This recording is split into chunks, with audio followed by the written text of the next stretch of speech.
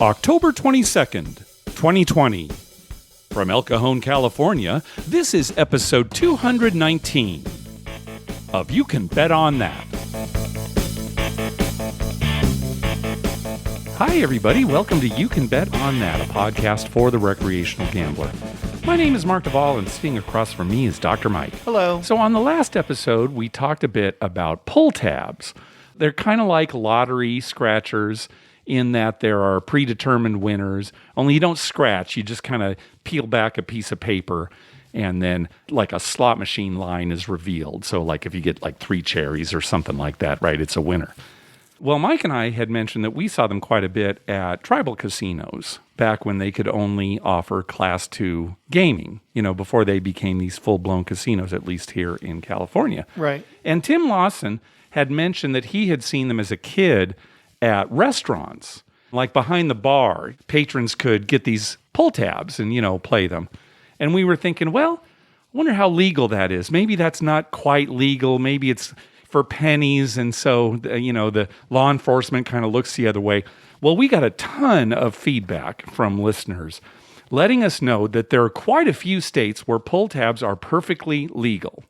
They're usually for small amounts. In some cases, it's a form of charitable gambling.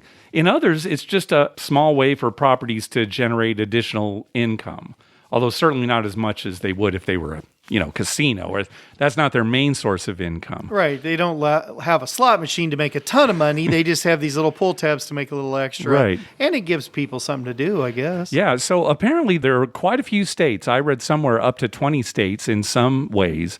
But we got most of the feedback from listeners in Minnesota. And in fact, Minnesota generates the most money in pull tab sales of any state. But we also heard from people in Washington State and Pennsylvania. So pull tabs are out there. Yeah. And they're legal. And the people that print them, they're not doing anything illegal because pull tabs are legal in some states. So I didn't realize it was as widespread as apparently just because we don't have it here in California. No, right. So we just didn't know. Yeah. So anyway, thanks for everybody for getting back to us. So yeah, it's quite an industry. And, all you have to do is go online and search for pull tabs, which I probably should have done before we talked about it last time. It's funny, though, because we haven't seen them in so long. I kind of thought they were an ancient thing. They weren't even in existence anymore. Like it was some way to kind of get around not being able to have full-blown slot machines, right? Right. Yeah. And now that almost every state has some kind of tribal gaming, I thought, well, pull tabs are gone. Yeah. But it turns out they're not. So I wonder if they have pull tabs in Utah. No. Absolutely not. There is no form of gambling that is legal in Utah. And what about Hawaii? And Hawaii's the same way. Okay, yeah, both of those are the two states where there's no gambling. Right. I knew there was no gambling. I just wondered if they'd have pull tabs as a charity type. No. Well, a charity type thing. Yeah, I know what you mean, but yeah. Well, it's kind of like, I don't know if this is comparable, but do you ever go to like a school event, like a school sporting event or something? Right. And they'll have like a 50-50 drawing. Right? They sell these tickets. They have them at the Padres game. Yeah, right. And so half of it goes to charity and then half of it goes to the winner who gets drawn, right? Right. And those seem to be legal, right? It's a form of charity, but it's also a form of gambling with a 50% house edge. For the person who wins, yeah. Right? Yeah, the Padres have that. I usually buy one. I mean, and it's like you get 5 for $5 or something, but like 25 for $20. Sure, yeah. Something like that. Right. And so I usually buy them.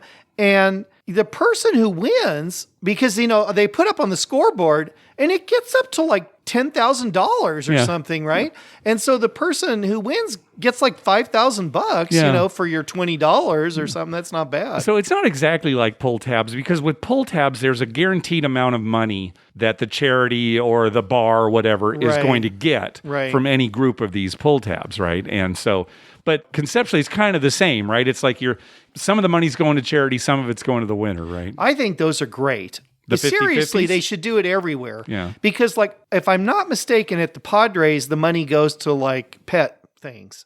Okay, because Petco Park, and it goes to some kind of animal organization. It goes to some kind of animal organization, you know, so it's a way for the organization to raise money.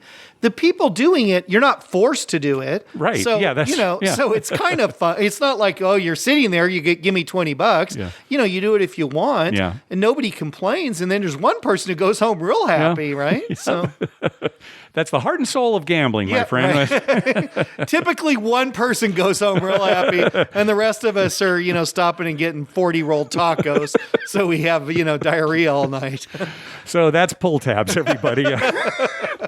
It is kind of funny. More than once, the phrase dive bar came up when people were talking about where you can find pull tabs. Right. So go to your nearest dive bar. That might be where you actually are able to find them. When you started to say the phrase and you started with the D in dive bar, I thought you were going to say diarrhea comes up a lot.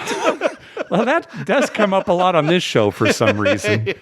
Not sure why. It has to do with late night drives home from the casino. Right. We got an email from listener Adam, who recently hit the all small tall on the craps table for $1 each. And he was pretty excited because he normally doesn't bet it at all. Right? It was a situation where he was rolling and the dealer was kind of pushed. Oh, you got to make the bet. You got to say, okay. You know, I'll go out on that. And he won. And now he'll bet it forever. Maybe. Well, this will be interesting because he has a couple of questions for us. Number one, have you ever been at a table where two shooters in a row won the ATS, all tall, small? Yeah, I'll do you one better than that. We've been at a table where the same shooter has won it twice. Yep, it has happened. So, yeah, was that at the D? That was at the D. Okay, yeah. Where she made them all. Yep. And then you can't bet it until you've hit them all. And then it came at the down. D, yeah, right. Yeah, and then we rebet it, and she did it again. Yeah, so it can happen, and it has happened to us. Yeah. Right. And then his second question, Mark, I know you are a fairly conservative bettor as well, but listening to the podcast, I get the sense that you sometimes bet the ATS. Do you always play it or only sometimes?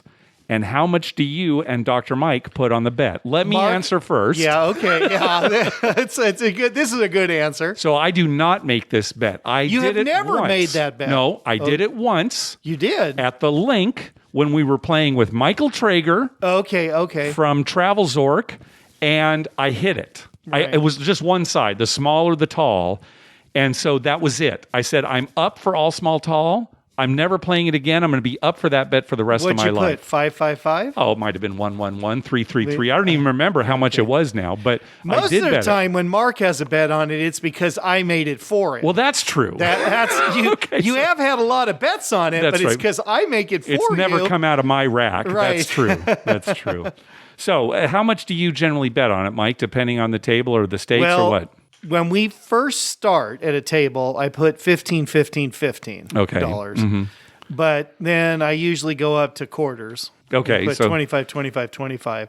I think once I did a 50, but most of the time 25 is my limit. And I think that's why you complain about it. Because even though you like the bet, it adds up a lot. Like you're forced to do it. Yeah, you're saying, boy, it sure adds up. Well, you don't have to put that much out there, Mike. You're saying, I wish it were a fire bet where all I can bet is $10. Right? It's like those pull tab police that make you buy pull tabs or 50-50 lottery things, you know? It's the same thing. They got the guy going around, look, you got to get on this. You got to get on it. No, I'm not interested.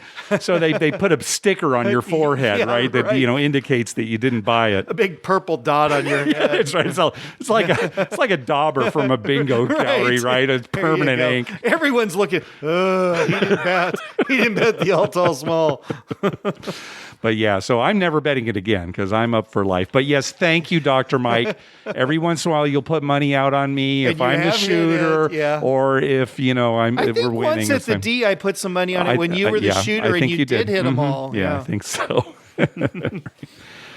Well, those who follow us on Twitter and Facebook may have seen a picture that we posted here this last week.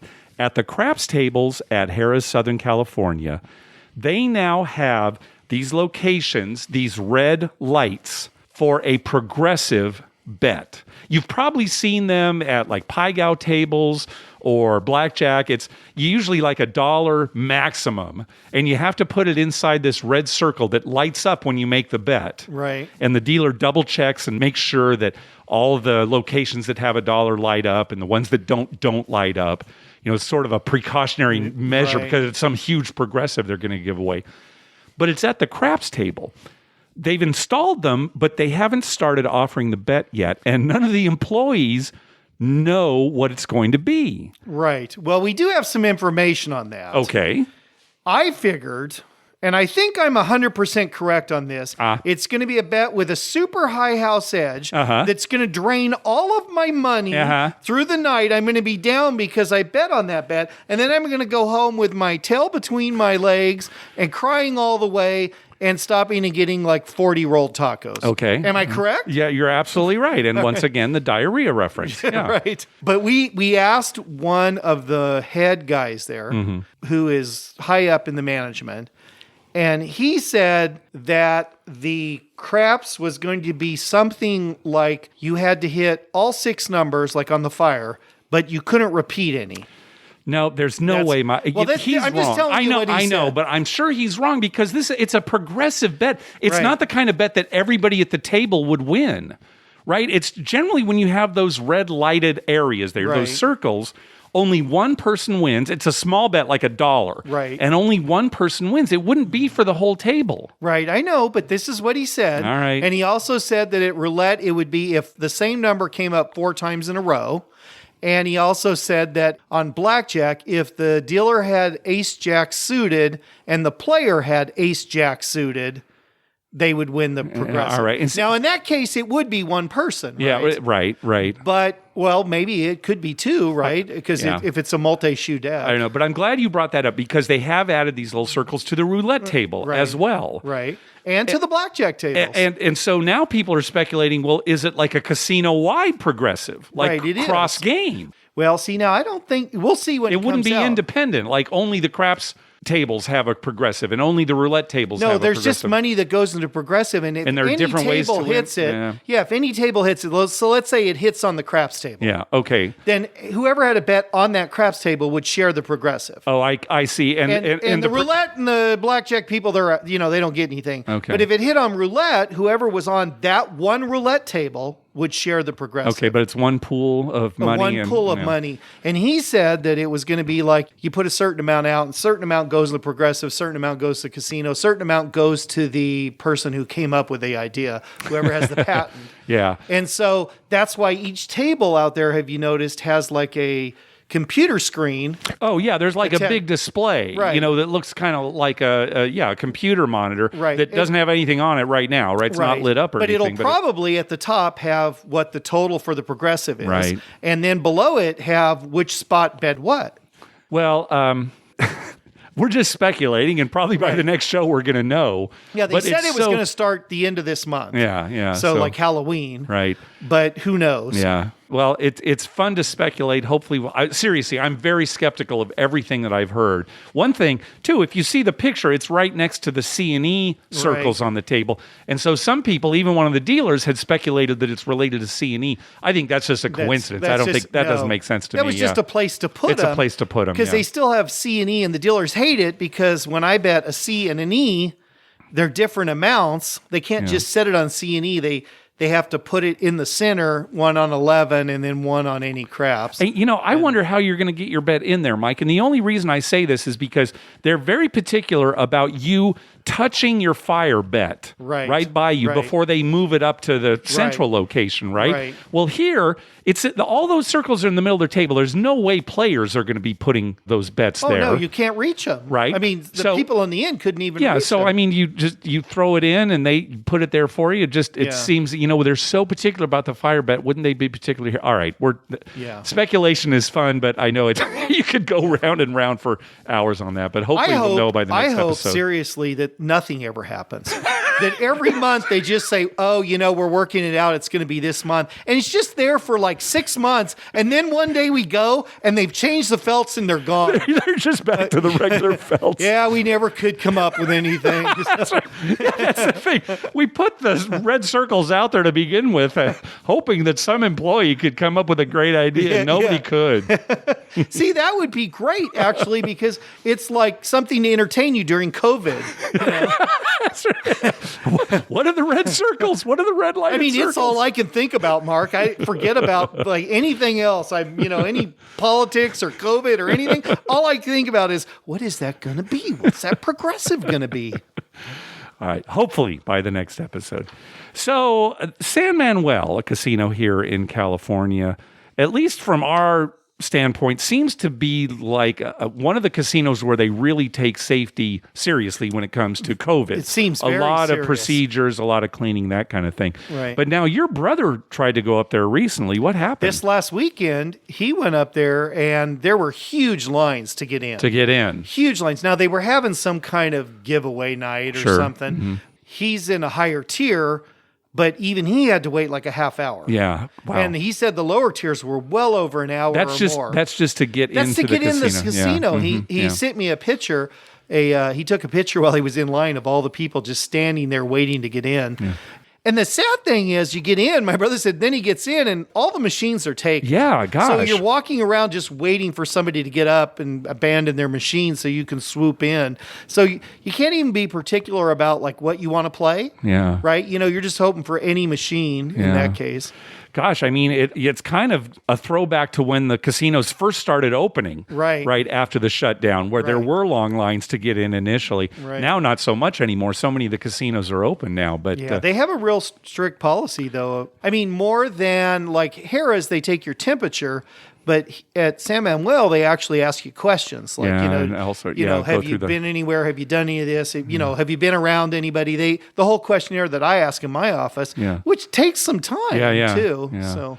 Well, you and I were talking about it. They no longer have craps at San Manuel, and no reason to ever go there, Mark. We love the property, we really did. But now, no craps, and we'd have to wait to get in, and it's not close. For us, there's no reason to go. Plus, it's quite a long drive for us. Oh yeah. Speaking of long drives, so every once in a while we will head up to the casino just to get free play.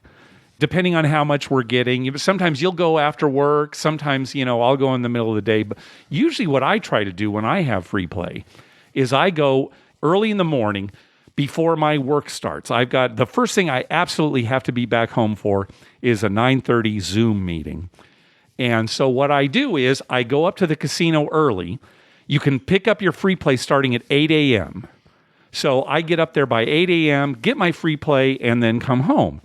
And it's a drive. It takes me about an hour to get up there and, of course, an hour to get back. So, it's got to be worth my time. So every once in a while, it's a good dollar amount. It's worth it for me to go up there. Well, yesterday morning, that's what I did. I left the house around 7 a.m., and I'm getting close. It's almost 8 a.m. And Mike, I mean like a mile before the casino, there was some kind of accident or some kind of road thing. I was never able to see it other than I saw emergency vehicles and I was stuck in a backup. Yeah, so probably an accident. But probably.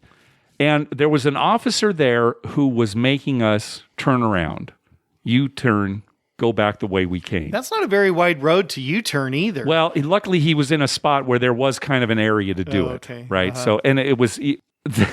people who know Harrah, Southern California, there's no other way into the casino there. I mean, I could go this way back way and come from the north. You would have had to go all the way back to Valley Center. Mm-hmm. You would have had to go up Colgrade Road. Yep. You would have had to go by Palma Casino and circle back. Which would have been about another 40 minutes, maybe. Probably, yeah, something like that. Between 30 and 40 minutes. Well, I mean, I've got this meeting. So I just drove home. Yep. So that was 2 hours. It was literally a mile away. It's that straightaway there. And so 2 hours down the drain. Oh, God. Got nothing out of it. You have to admit, Mark, if we're going to sit here and go over all the times in your life that you've wasted 2 hours, it's going to be the longest episode in the history of podcasts. Yeah, I think I might have wasted 2 hours a day in some way. Yeah. I'm sure of it. I'm sure of it. Well, I was thinking, Mike. Luckily, if if somebody was hurt, injured, or God forbid, died in that, I feel bad. But think about this: what if I had gotten to the casino, gotten my free play, and then the accident happened? Well, you would have had to go the other way. I would have had to go the other way. You would have had no choice, and it would have taken you an extra half hour. No, I would have missed the meeting. And the thing is, I run these meetings. It's not like you missed the meeting. I got to run these Zoom meetings. Once again, Mark, if we sat down and went over all the times that you've wasted other people's time, we'll have the longest episode. That'll be even a longer episode, I was thinking today just about you telling me this story yesterday, right? Mm-hmm. So I'm working and I'm thinking, your free play seems to go up and mine always stays the same. Yeah. Very seldom has it gone up. A couple of times it's gone down for a month and then gone back up. Yeah. And I was thinking, what I think it is? When I go get my free play, I usually play it. Okay. And sometimes that's all I do. Yeah. And that might hurt my ADT so that my amount of free play each month might drop if I do that too much. Possibly. I mean, that's definitely a possibility. I was thinking that, and I was thinking, people, I hate to have to think about that. Yeah. Right? I know, what I mean? Right. Yeah. I hate to have to think, should I play it? Should I not play it? Should I save it up and play it all at once or play it on a night when I'm going to play craps? Yeah. Because some nights I go after work and I just go in, I get my free play, and a lot of times I just play it. Mm-hmm. It's, $250. I play it and then I leave. And then I'm thinking, that's probably why mine... It's possible because you do that a lot more than I do. A lot more than you. Yeah, usually I just get my free play and come back. Right, and you save yours up to like a Friday and play it all at once. On the other hand, it could be because I'm playing at a $50 table now with you a lot. And so now you're playing the same as you always have. Right. And I'm having to play a little higher than I normally do. So maybe I'm getting a better rating and thus getting better free play. I don't know. That could be That's some another of it too. option too. Yeah. But I just wondered why mine never goes up. Yeah, it is funny. I plateau at this one you level. You are plateaued right now, yeah. And I've actually had other players there who are 7 stars and, they're there regulars. And they look at mine and they say, well, I get more than you. How do I get more than you? You bet way more than me. Yeah, that could be. And it could be that just I'm hurting my ADT. Yeah. So that's not going to affect most people because they're not probably going on a daily basis like us. Yeah. But for us, if you're going to go regularly to a casino, I really got to start thinking about that. Yeah, you should. It's very possible. It's very possible. I'm going to try. I'm going to do a couple months and try and hoard it and play it all at once or when I'm there and see if it makes a difference. Okay, good. All right. This will be our test. It'll be we'll report definitive. On a recent podcast, you were suggesting that listeners come up with names for the Oklahoma ante. Yeah, right. In Oklahoma, you have to pay an ante when you're playing table games. And, it was like the awful ante. And, what are we going to call it? We did get some responses here. You want to hear some of these names? Well, give me some good ones. All right. Well, Todd Goddess said Little Orphan Ante. Oh, I like that one. Good play of words. Kind of Oklahoma-ish. Yeah, right. A little bit, right? Now, Nick from New Jersey, he provided us with a bunch of them, kind of all with the same theme. Okay, let's go home. Ugh, Auntie. And the okay for Oklahoma. Okay, right. Okay, Auntie, let's go home. Ugh, like you're with your aunt. Yeah, Auntie spelled like an ant. Right. Okay, let's go home. Ugh, Auntie. A lot of ughs in there. Anyway, he said because who wants to play at a casino where you have to pay an ante? You might as well just go home. Ugh. That's what he came up with. And then I think I'd use a different word than ugh. That's good for this podcast. Yeah, for this podcast. Adam Bauer said, Oklahoma, where the ante comes weeping down the plain. Great. Travel Fanboy got me to sing on the show. Congratulations. It's probably he's an influencer, Mark. Oh, that's and true. You've been influenced. Yeah. Steven said Oklahoma shanty. Oh, I like that. Kind of like a little thing. Yeah, shanty. Shanty. And then Jamie said up your ante. Oh, I think nice. that's pretty Now, up your ante. So far, that's my favorite. Okay. Up your ante. All right. I thought so too. That's why I saved that one for last. Yeah. So that might be the best one. Up your ante. I think I'll use that at Harrah's. Even though we don't have to pay an ante, just I'll say just it. say up your ante. And What'd you say, sir? What? I said up your ante. We're at a casino. It seems appropriate. All right. Anyway, thanks for all those suggestions, everybody. Hey, thanks to everyone who's been clicking through our Amazon link. Remember, whenever you're going to buy something through Amazon, please go to our page first, youcanbetonthat.com, and click through our Amazon link towards the top of the page. All right, let's listen to some voicemails that we've gotten. First up is our friend Marie. Hi, Dr. Mike and Mr. Mark. This is your friend Marie from London, Ontario, Canada. My husband Alan and I met you at Harrah's RingCon about 2 years ago when we were there celebrating our 35th wedding anniversary. I just wanted to give you a trip report on the reopening of Caesars Windsor in Ontario. They just reopened today, October 8th, after being closed for about 7 months. Caesars Windsor is in Ontario, which went into stage 3 in July. However, no casinos were able to open at that time. The casino fought for some considerations and then announced it would be opening to 50 invited guests for about a 4-hour time slot between the hours of 10 a.m. and 2. Now, Caesars Windsor typically holds 10,000 people and employs 2,000, and there was about 200 workers that were called back to serve just 50 people. The hotel was closed, no restaurants or takeout food or buffets were open, and there was no beverage service or self-serve area.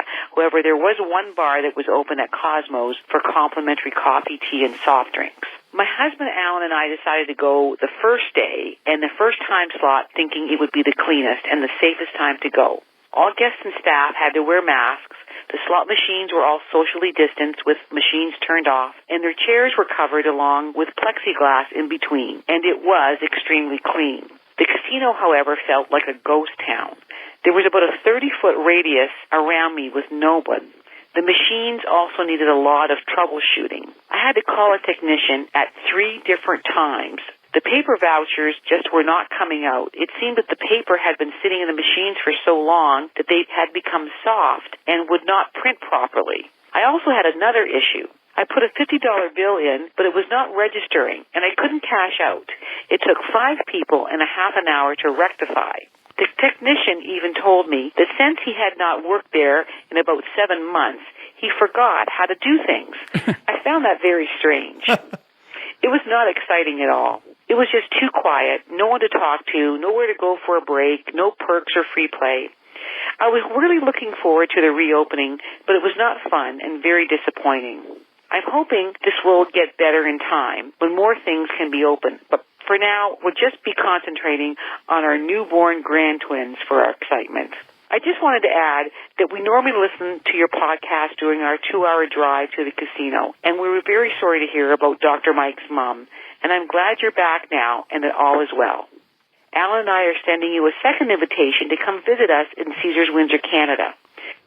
And she got cut off there. Well, congratulations on the grandkids. Congratulations. Yeah, that's great.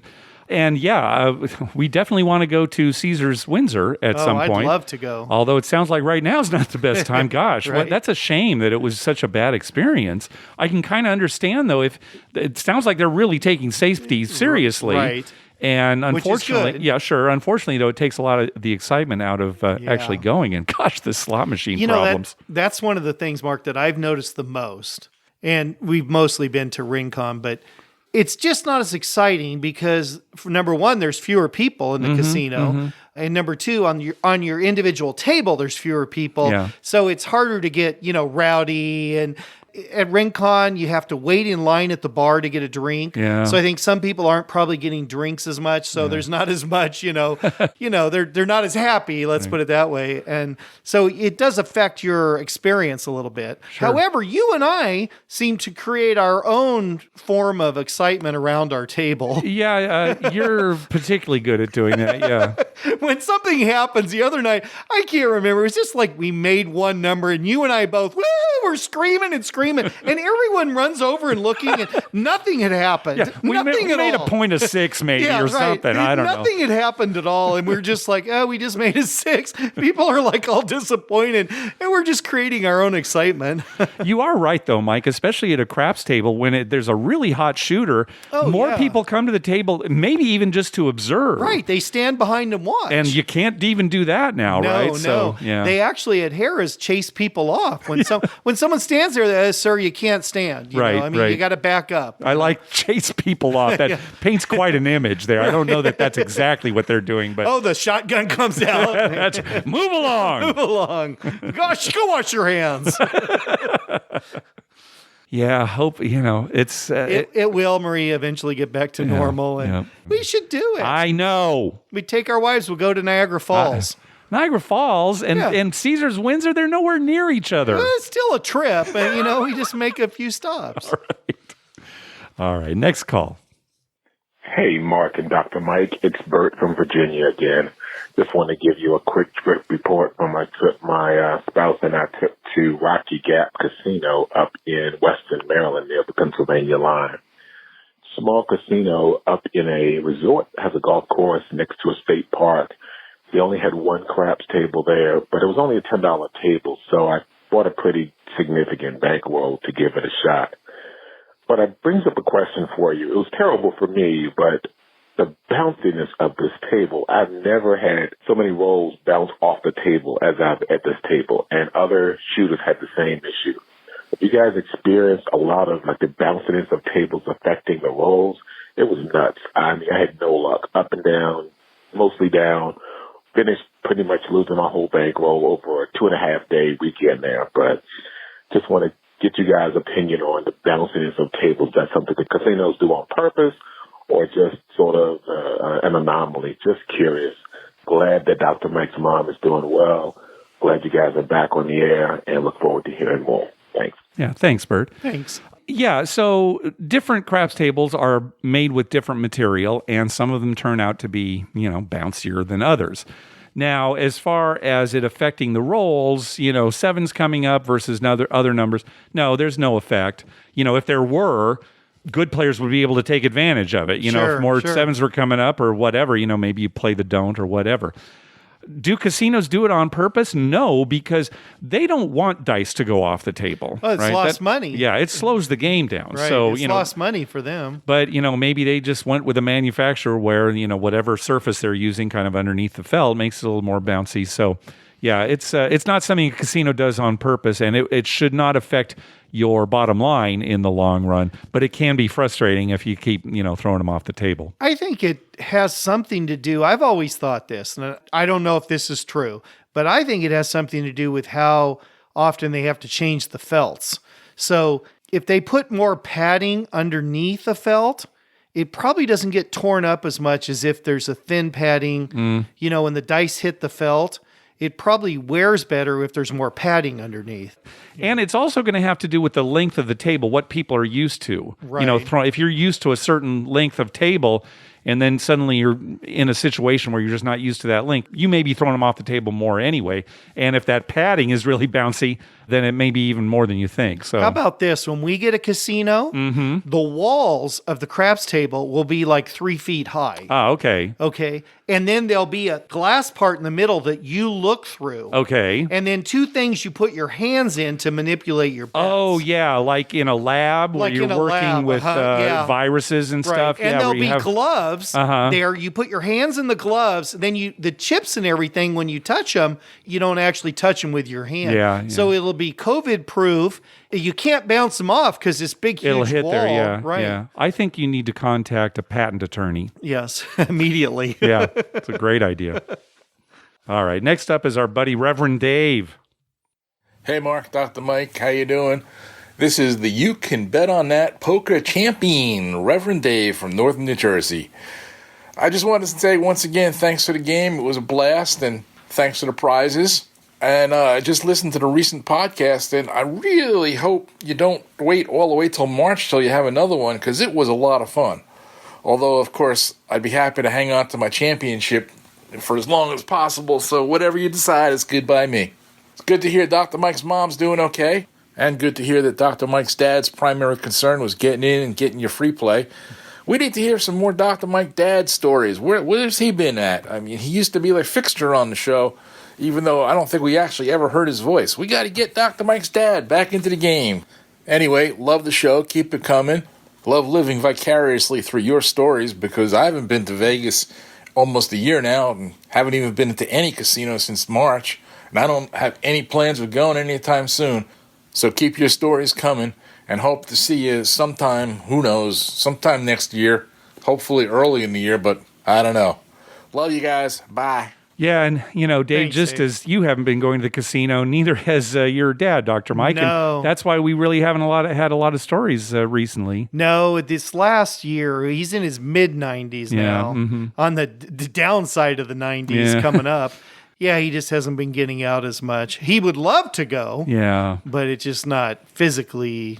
It's a challenge, let's put it that way. Yeah, a challenge, and maybe not all that wise under the current circumstances. Under the current circumstances, not that wise. Yeah, even he recognizes that. And he said, I don't know, it'd be pretty risky for me. Yeah. So, but he's itching to go. He would love to go. He'd love to get on one of his machines. I should just give you this little recorder here. Next time you're over at his house, just have him tell some stories, just casino stories. Well, Mark, I don't know if we could play those on Dr. Mike's dad's roundup. We just put it at the end of the episode. There you go.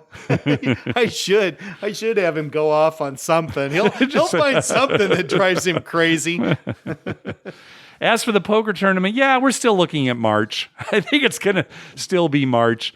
Twice a year, I think that's going to be good. Yeah. So plan on the poker tournament twice a year. Next one, Just as a side note here, Mark, when I was driving over here tonight to your house, they were interviewing on the radio a newspaper reporter who follows the Aztec basketball. Okay. And I guess just today they had their first scrimmage where they played like 5-on-5. Okay, San Diego State Aztecs, their own, little scrimmage. Right. And it was the first time that they had an actual game. They've worked out and stuff, but the first time they've actually played 5-on-5 to practice since they were shut down for COVID. Right. And I'm thinking to myself, as we're driving here, I'm like, well, that was last March. Yeah. And it's weird.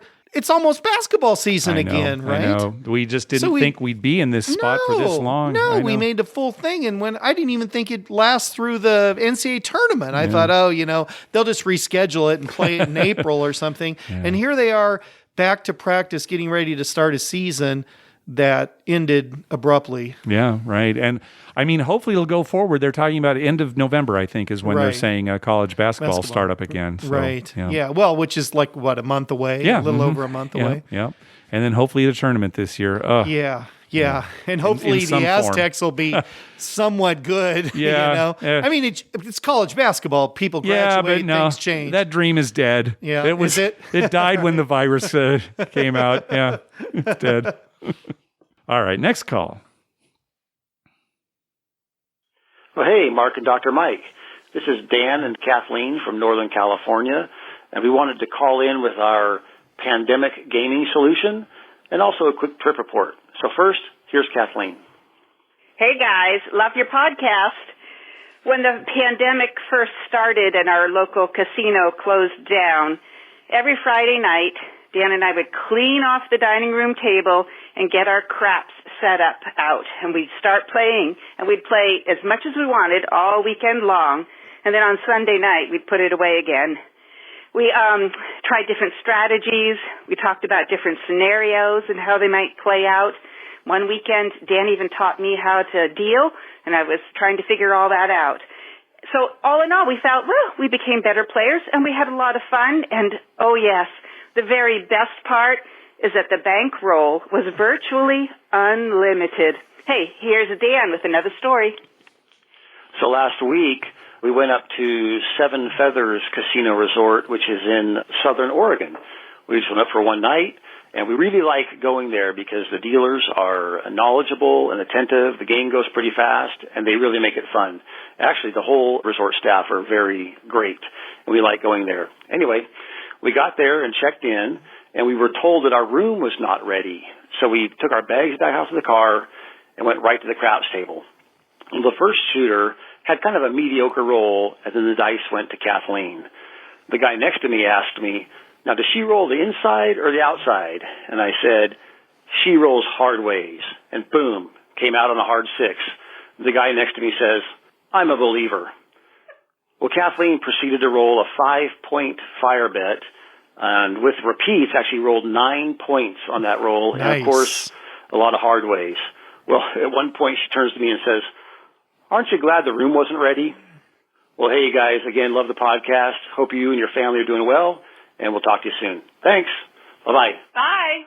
Outstanding. Yeah, that's the perfect room not ready story. Yep, right? exactly. And I love the playing on their dining room table. It sounded like that was a weekend thing. Right. Saturday and Sunday, and then they put it away, had to wait till the next Saturday to play again. But Dan and it's great. Kathleen are leading a charmed life. They are leading a charmed life. I'll tell you what, there's nothing better than being at a craps table with your suitcase pushed underneath the table, knowing that, well, I didn't even wait till I got in the room. I'm just going to play some craps here. Every roll, every 30 seconds, is it still there? Yeah. Is it there? Did somebody steal it yet? Is it there? With your wad of cash stuffed in it, That's right. Keep checking that. We've been there. We've done that. Oh, that's great. All right, last call. Hey guys, it's Eamon here. I wanted to call on a casino update. My first trip to a casino since I was at Harrah in Southern California back in January. This past weekend, I was able to get to Rivers Schenectady. I had been calling them for the past few weeks and asking if the craps tables were open, but they just kept saying they were waiting on an answer from the state. So I was driving by on Saturday, and the allure was just a little too much, and I decided to stop in. When I got there were thermometer checks on the forehead, hand sanitizer, and hand wipes everywhere, so that was really good to see. All the table games had the clear plexiglass separating the players from the dealers and the players from each other. And as you'll probably see even in a picture, even at the bar, all the video poker tabletops were separated by plexiglass as well. But sure enough, when I got there, the craps tables were open, as well as the roulette. That was really nice to see. They were allowing 3 people per side, but the one table they had open was a $15 minimum, and it was packed, several people waiting. So I just went over and played a few hands of blackjack. I did end up in the positive for my very short visit. When I was leaving, though, they were setting up another craps table. I just didn't really have time. It was an unplanned stop. They were hand washing the chips behind the tables. So in the pit area, you'll see another picture of that. That was quite funny watching them with saucepans and like spaghetti strainers trying to clean chips. Pretty interesting technique, but it makes you feel better than, when you go to the grocery store and people touching your vegetables. Anyways, that's an update. Everything looked good, and I hope to visit again soon. Yeah, a lot of this is probably just security theater, right? Right. It's we don't know for sure, but it seems like you're less likely to contract the COVID-19 from chips and cards and things like that. But yeah, I love this vision of. He actually sent some pictures, showing some of the kind of the things going on in the background. Right. That's great. You can see him just in my head. It's like a gold mill where the water's flowing down a thing and you're panning in there. Oh, look, a $25 chip! Yeah! That's what I see in my head. Is they're panning for the chips? What? 50-cent chip? How did that get in there? All right. Hey, check out the latest episode of The Better Life. I was a guest on the show, and the idea is I'm going to be a guest every month, and Tim and I are going to talk about gambling in TV shows and movies. So this was my first time as a guest under this plan, and we talked mainly about an episode of The Office called Casino Night, where they have a charity casino night. Right, it's a pretty good episode. But the idea is once a month we're going to try to talk about maybe different shows, different movies, that kind of thing. Gambling that we see on TV and movies that we like, things that maybe don't make sense or that are wrong or that we do like. So anyway, check it out. The Better Life, of course, with Tim Lawson. Let me ask you this. Yeah. What game do you think is the most misrepresented in movies and television versus, other games?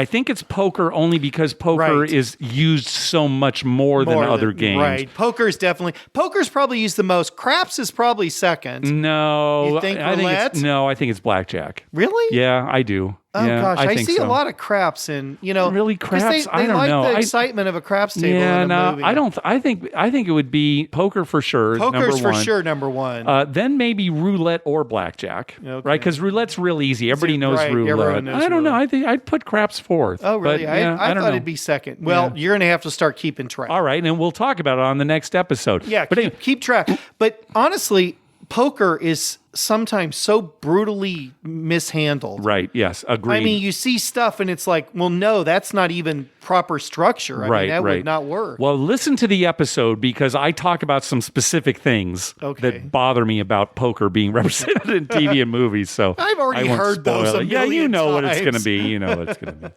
All right, well, that's going to do it for this episode. We want to thank some people for some recurring PayPal donations.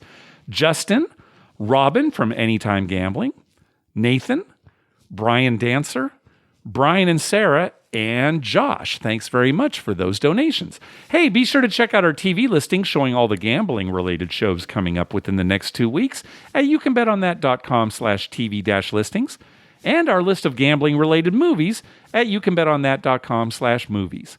We'd love to hear from you. Call our voicemail hotline at 951-292-4377. That's 9512-WAGERS. 9512 wagers. Or you can email us at youcanbetonthat@gmail.com. You can also follow us on Twitter at youcanbetonthat and on Facebook at facebook.com/youcanbetonthat. Finally, please go to your favorite podcast app and write a review on us. We'd love getting your feedback. What do you got, Mike? Well, Mark, for the next episode, I would like you to handicap the latest episodes of the British Bake Off, and I'd also like you to handicap The Amazing Race. Oh, okay. All right. I think we should start taking bets on that. It'd be a proper thing to do during COVID. All right. Right? Because everyone's watching them. The Great British Bake Off, right, which we are getting at the same time as people in for the first time, we're Britain, getting yep. it at the same time. And The Amazing Race, even though it's like 2 years old, Right. they're just airing it They're now. just airing it now, right? Yeah, so. It's actually good because it was filmed before COVID. So it seems like, I mean, I can't imagine how you would do that during COVID. Oh, well, you wouldn't. You couldn't. You absolutely you- wouldn't. you Well, they're just- having to postpone Survivor, the new season of Survivor, right. because of COVID, right? So, right. but this one has been in the can for a while. So you can handicap those for us. All right. And Don't count on it. Well, it's one of those things, we gotta have some excitement in our TV viewing.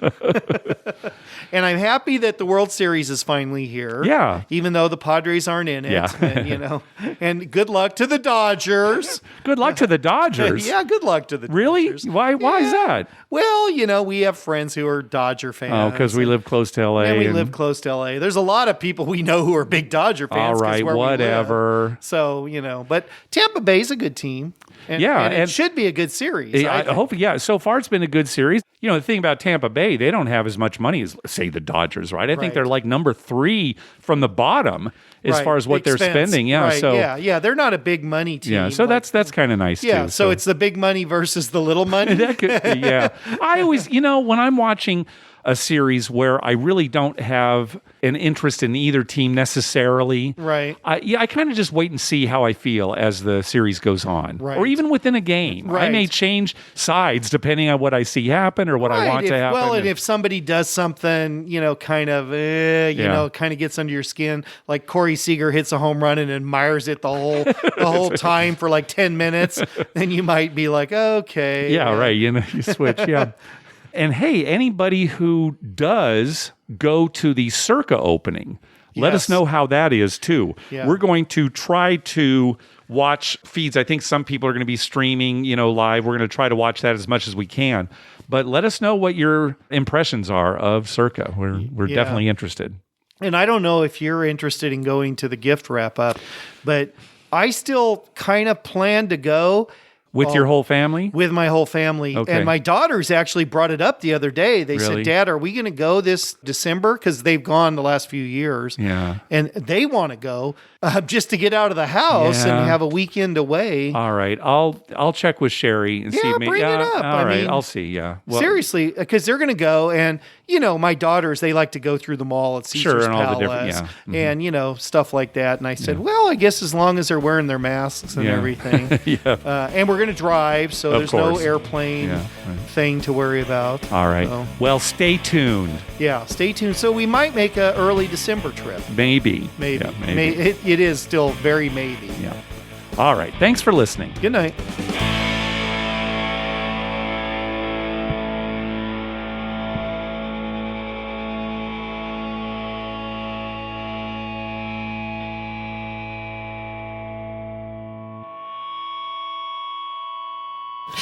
Oh, sweet mother, I love you, Dr. Mike.